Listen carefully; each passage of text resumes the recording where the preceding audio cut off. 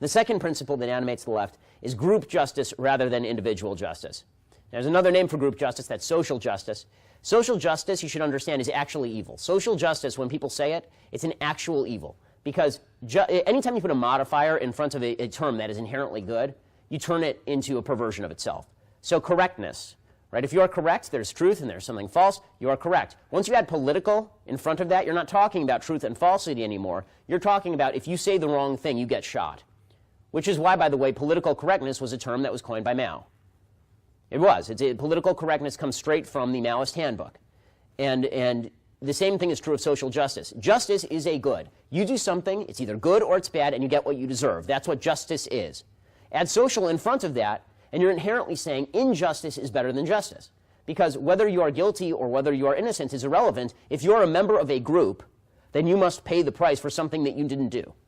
Right? Social justice suggests that, I, as a supposedly white man, Jews became white people as soon as we became successful in America.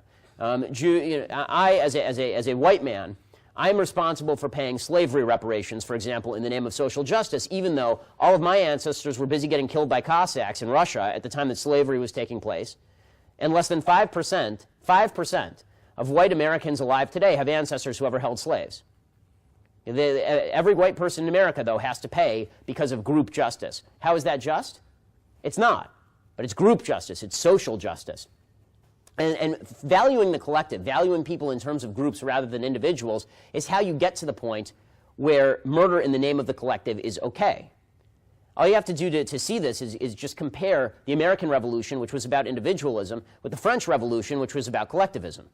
Right? The American Revolution, John Adams wrote in the Declaration of Rights for the Commonwealth of Massachusetts, he specifically wrote about all men being born free and equal with certain inalienable rights. It mirrors the Declaration of Independence in the United States. If you look at the Declaration of the Rights of Man in France during the French Revolution, it's the opposite.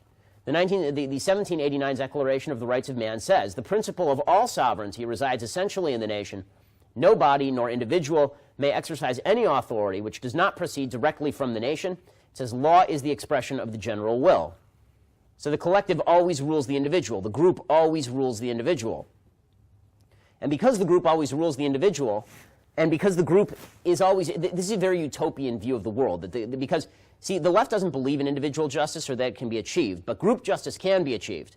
But to pursue group justice is a utopian vision. You have to have this utopia in your head. Well, if the group is more important than the individual, and the individual is in the way of progress, just steamroll the individual. And that's why you end up with communism killing 100 million people.